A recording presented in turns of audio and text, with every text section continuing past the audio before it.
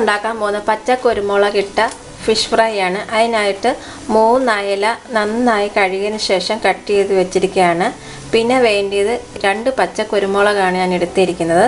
ഒരു medium size ഇഞ്ചി വേണം, 5-6 വെളുത്തുള്ളി വേണം, ഒരു ചെറിയ കഷ്ണം ചുവന്നുള്ളി വേണം, ഒരു മീഡിയം സൈസ് നാരങ്ങയുടെ നീര് വേണം, പിന്നെ മഞ്ഞൾപ്പൊടി വേണം, ആവശ്യത്തിന് ഉപ്പ് വേണം. ഇനി നമുക്കിത് അരപ്പ് തയ്യാറാക്കാം.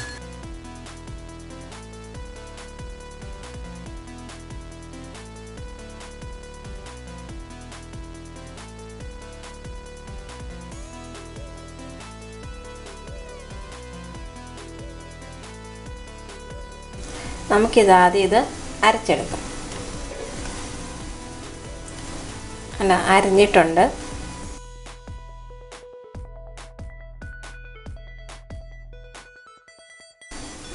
നാരങ്ങ നീര് ഒഴിക്കുകയാണ്.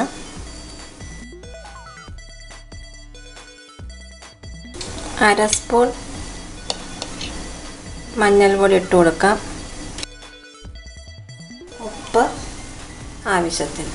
ഇനി നമുക്ക് കൈ നന്നായിട്ട് കഴുകിയതിന് ശേഷം ഇതെല്ലാം കൂടെ മിക്സ് ചെയ്ത് കൊടുക്കാം. നമ്മളിതിനകത്ത് മുളക് പൊടി ഒന്നും ചേർക്കുന്നില്ല, കാരണം പച്ച കുരുമുളക് തന്നെ നല്ല എരിവാണ്. ഇച്ചിരി സ്പൈസി ഫിഷ് ഫ്രൈ ആണ്. ഉപ്പെല്ലാം കറക്റ്റാണ്. അയില ഇതിലോട്ട് ഇട്ട് കൊടുത്ത് ഇതെല്ലാം നമുക്ക് തേച്ച് പിടിപ്പിക്കാം.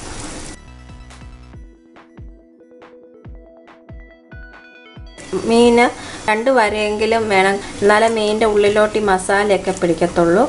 ഇതിനു മുമ്പ് ഞാൻ റവ ഫിഷ് ഫ്രൈ ചെയ്തിട്ടുണ്ടായിരുന്നു. അതൊരു വെറൈറ്റിയാണ്. അത് കാണാത്തവർ അതും കാണുക. ഇതിപ്പോൾ ഞാൻ പച്ചക്കുരുമുളക് ഇട്ടുള്ള ഒരു വെറൈറ്റി ഫിഷ് ഫ്രൈ തന്നെയാണിത്. നമ്മുടെ നാട്ടിൽ പച്ചക്കുരുമുളക് അവൈലബിൾ ആണ്, പക്ഷേ ഗൾഫ് പ്രവാസികൾക്ക് കിട്ടാൻ ഭയങ്കര ബുദ്ധിമുട്ടാണ്. അപ്പോൾ നാട്ടിൽ നിന്ന് വരുമ്പോൾ അത് കൊണ്ടുവന്നിട്ട് ടിന്നിലാക്കി ഫ്രിഡ്ജിൽ സൂക്ഷിക്കുക.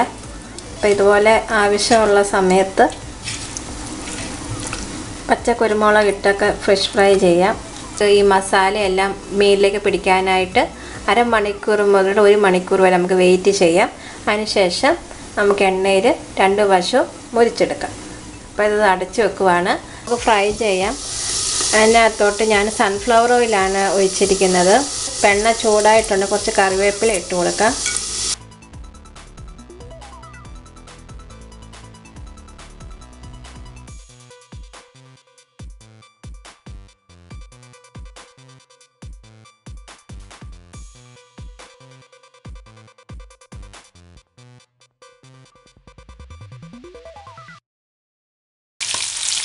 ഒരു സൈഡ് ഞാൻ തിരിച്ചിട്ടിട്ടുണ്ട്.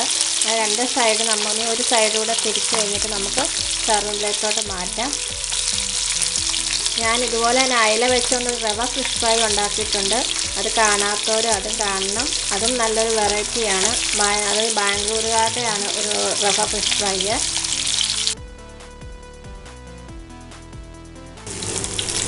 അങ്ങനെ നമ്മുടെ സ്വാദിഷ്ടമായിട്ടുള്ള കുരുമുളക് അരച്ച ഫിഷ് ഫ്രൈ റെഡി ആയിട്ടുണ്ട്. അപ്പോൾ എല്ലാവരും ട്രൈ ചെയ്ത് നോക്കണം. ഇഷ്ടമായെങ്കിൽ ലൈക്ക് ചെയ്യാനും ഷെയർ ചെയ്യാനും മറക്കരുത്. എന്നിട്ട് എനിക്ക് ഫോട്ടോസൊക്കെ അയച്ചു തരണം. അപ്പോൾ എല്ലാവർക്കും ഒരു നല്ല ദിവസം ആശംസിക്കുന്നു. അപ്പോൾ അടുത്ത റെസിപ്പിയായി വരുന്നത് വരെ എല്ലാവർക്കും നന്ദി, നമസ്കാരം. Thank you.